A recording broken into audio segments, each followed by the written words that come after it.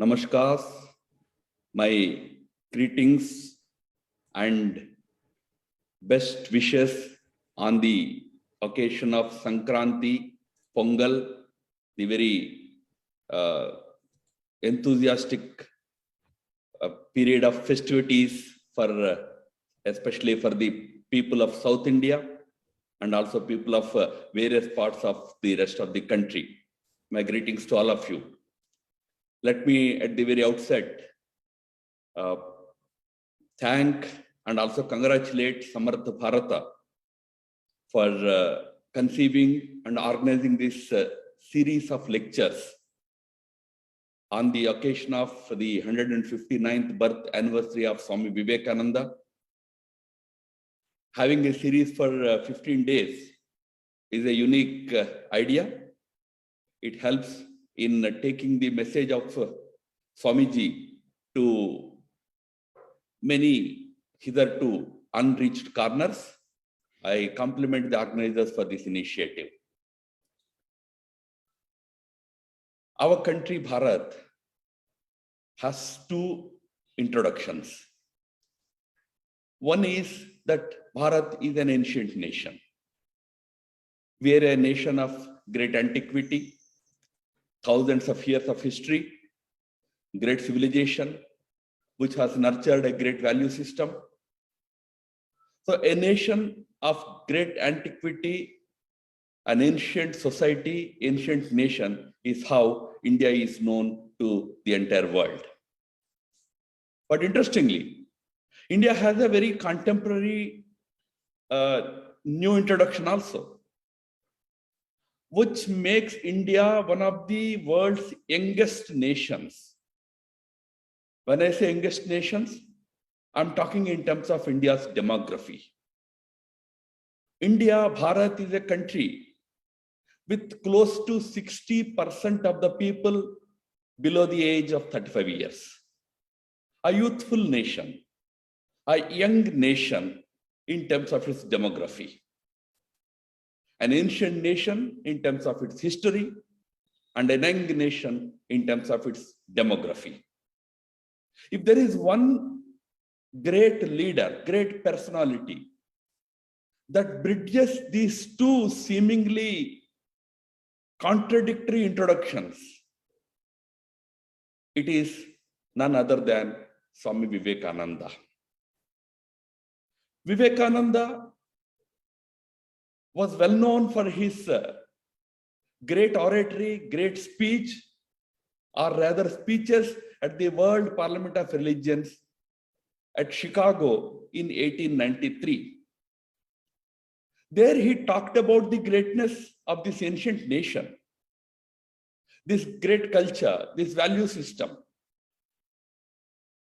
He was a monk, a saffron-clad sannyasi, but 160 years after his birth and close to 120 years after his demise, he is remembered today as the icon of the modern day youngsters.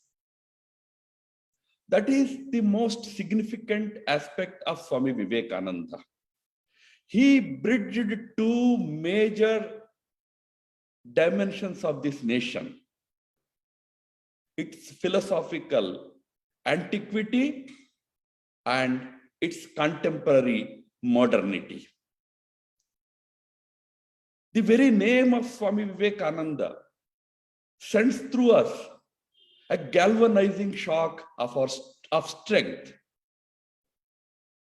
I'm the proudest person ever born, declared Swami Vivekananda, standing in the Parliament of Religions at Chicago. But he only adds that my pride is not because of myself, not because I'm a handsome person, which he was, of course, nor because I'm a great scholar, which he was, of course, but because of my ancestry, he says. I'm proud because I belong to a great nation of antiquity, great nation of great ancestry. I'm proud because of my forefathers, because of my civilization, because of my history. One very important message that the modern youngsters of today must imbibe from this inspiring personality is the pride in the past. If, in fact, while trying to bridge this seemingly difficult gap between an ancient national value system and a very energetic, modern, young nation, he gave 3 mantras to all of us. And the first, as I mentioned, was that you should always have pride in your past. Having pride in the past does not mean living in the past.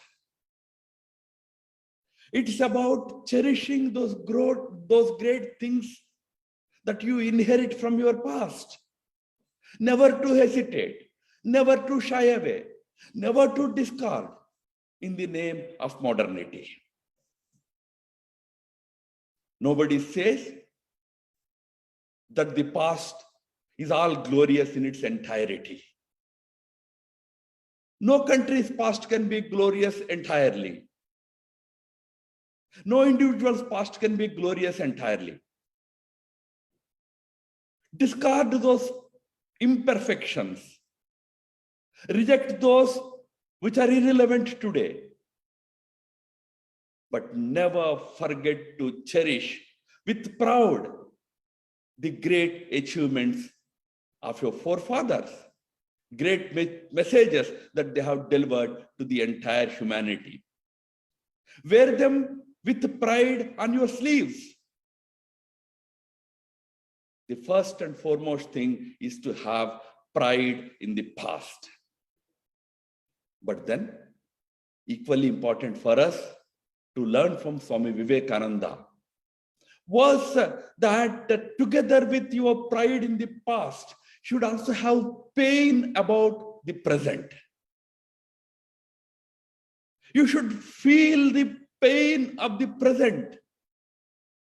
It's not just about knowing about the trials and tribulations of your people today, the contemporary difficulties, contemporary challenges. It's not just about the knowledge of them, but a sensitivity, a sensibility, a feeling. That feeling of pain about the present is the second quality that Swami Vivekananda had wanted the youth of this nation to imbibe. India is called Annapurna, Ratnagarbha, land of prosperity, land of jewels, land of abundance. But today, you have people struggling. In fact, Swami Vivekananda puts a very straight question to the youth when in his times. He asks directly, do you feel that this country which is described as Annapurna Ratnagarbha, do you feel that millions are starving today? Millions have been starving for ages. Ignorance has come upon this great nation as a dark cloud. People are living their lives like next door neighbors to brutes. Pasutulya Jivan. But this is not a research thesis. This is not a statement. He asked the question, do you feel? Does it make you restless? Does it make you sleepless? Has it entered into your blood, coursing through your veins, become consonant with your heartbeat? Have you become almost mad with that one idea of the misery of your people and forgot about your name, your fame, your prosperity, your luxuries, your everything in life? only the pain of the suffering of the society. That kind of intense feeling about the present is what he wanted us to learn, imbibe. But then, even there, we should not stop. He wanted us to have the third quality, which is very, very important for us contemporary Indians to understand, the youth of the country to understand. And the third is,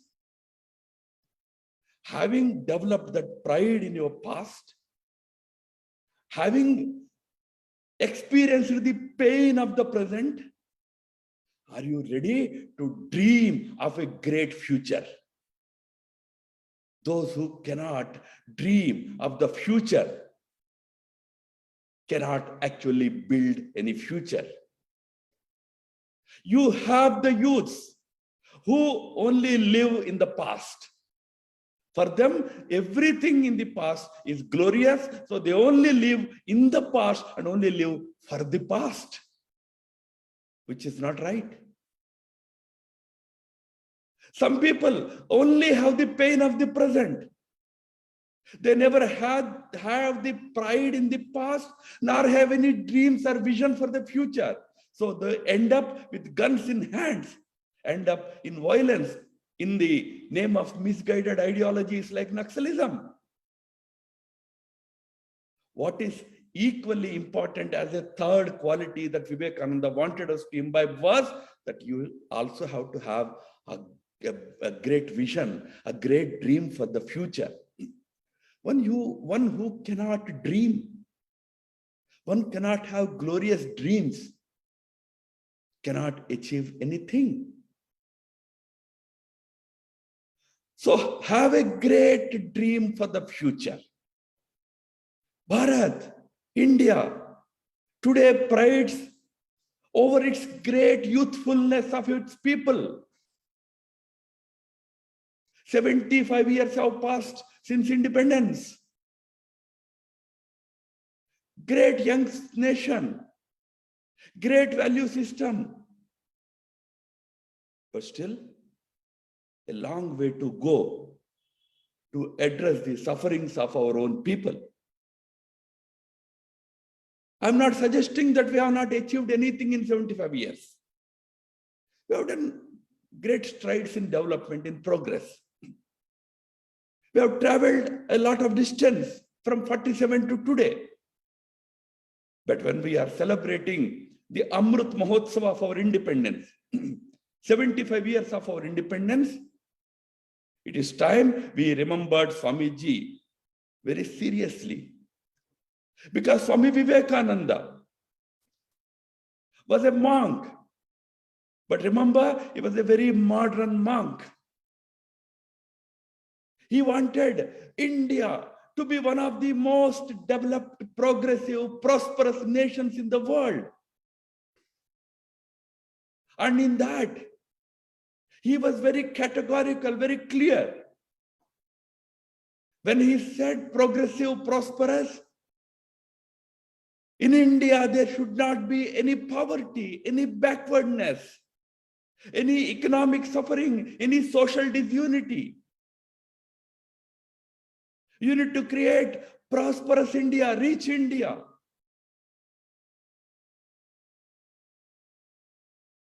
He would say that don't teach Vedanta to an empty stomach. First feed the stomach. Give food to him. Give money to him. Give jobs to them. Then teach your Vedanta. Prosperity, abundance, strength in this world should be the stepping stone for happiness in the other world.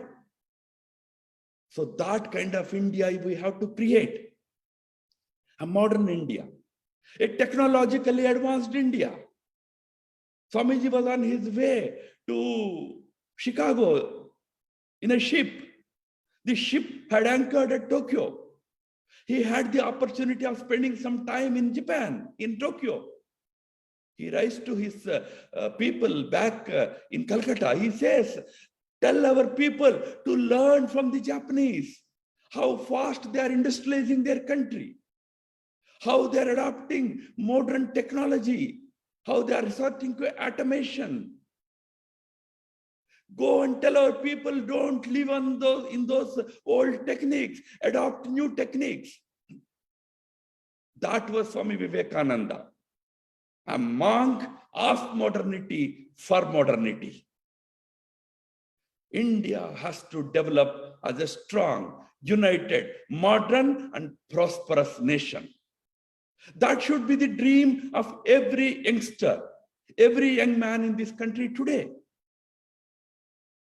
Prime Minister Modi that has called it Atmanirbhar Bharat, a country which is self-reliant, which stands upon its own feet, not on the stretchers.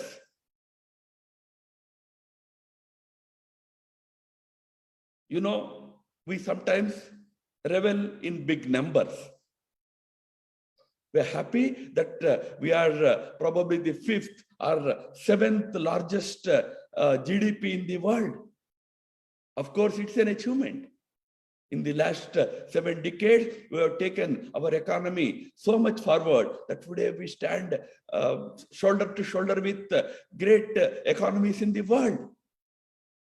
But we should not lose sight of the fact that when it comes to per capita economy, per head income, India is 152nd in the world.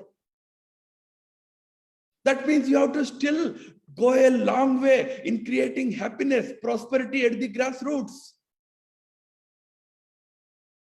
That is what Atmanirbhar Bharat is all about. We need to build such a grand, prosperous nation. Swami Vivekananda wanted that kind of a country to be built. And while for doing that, he was very clear. In fact, on his first visit to US, he also went, after finishing his lecture series in US, he also went to Europe. At one program, one European gets up to ask a very, very pertinent question to Vivekananda. That guy asks, Swamiji, you are such a wonderful speaker. You actually enthralled us with your narrative about your great culture, your great value system, the Hindu religious values. I'm so happy to know about it. But one very, very serious doubt lingers in my mind. If your culture is so great, if your value system is so great, why your country is like this? Why are you a slavish nation today? Why are you poor? Why are you backward? Why are you illiterate? Swamiji was stunned into silence for a moment. But then he comes back with a very, very important reply. He says, look, my friend, what you're saying is very true about my contemporary India. My religion is great. My dharma is great. My value system is great. My history is great. But what can I do? My people are lazy and lethargic. My people have become my problem today. So he was clear. So was Gandhi. Gandhi also used to say the same thing. If you find anything bad happening in this country today, don't blame your religion, blame yourself. Because you have not lived up to that great religion, to those great values. You have not understood them. That's why if you look at Swami Vivekananda's trajectory, when he was abroad, of course, he went repeatedly to the West. He went first for the Chicago conference. He was there for 4 years. He returned in 1897. But again, he went back in 1899. Whenever he was abroad, he used to give great lectures about the Vedantic spirit of this country, about Jnana Yoga, Karma Yoga, Bhakti Yoga, the greatness of our religion, its great values. He used to teach to the entire mankind. But whenever he turned to India, he would always admonish Indians about their fault lines. He would always tell them that rise up like men, discard those wrong things. He went to the extent of calling a section of our people as a lunatic asylum for the kind of, divisive kind of social practices they were still following. He minced no words. He told the youngsters two things. One is, of course, a flattering thing. When he returned to India in 1897, he first landed at Colombo. From there, he started a series of speeches. He traveled across the country, crisscrossed the country, ending up at Almora in Uttarakhand. Subsequently, the Vedanta Ashram has published those speeches as Colombo to Almora, Swamiji's speeches. In almost all his speeches, he used to start that, oh, the young men of Colombo, all my hopes lie on you. When in Chennai, he would say, oh, my dear young men and women of Chennai, all my hopes lie on you. He would tell them that the hopes for this country's future lie on the young men of this country. But he also used to say that I consider every educated young man a traitor. Traitor, Deshadrohi, so long he will not work for the suffering millions of this country at whose cost he has been educated. So he wanted us to remember that whatever we have achieved in our lives today is because millions more in this country have struggled, have toiled, have shed their sweat and blood so that we get educated, so that we get good colleges, we get good education. But once educated, when we forget them, we are traitors. So the important thing that for all of us must remember from Swami Vivekananda was that, look, the youth of this country is what he always had high hopes on. He wanted them not to become traitors, pursuing their own happiness, pursuing their own goals, their own dreams. Of course, individual dreams are important. But equally important are dreams for this society, for the country, for the nation, and for the entire mankind. So dream big for the humanity. Have big dreams. Work towards that. Work towards our own happiness, but also work towards the happiness of millions more. If Samartha Bharata had invited an American today to give this talk on Swami Vivekananda, probably host Chetnaji would only have introduced him as a business person coming from Chicago. And he will address you on Vivekananda. You would have probably listened to him with much more patience, much more attention. But at the end of it, had you asked him, sir, what do you do in Chicago? Probably he would have told you that he runs a laundry there. You wouldn't mind. But if I ask Chetnaji to call a dhobi in Bangalore, a washerman in Bangalore to come and deliver a talk to Samartha Bharata group, she would hesitate. The simple reason is this, friends. Because America is great. A laundryman, a washerman in America also is respected. If America is great, if we achieve something in our lives, we become great. We are remembered today. Indians, of course, are great.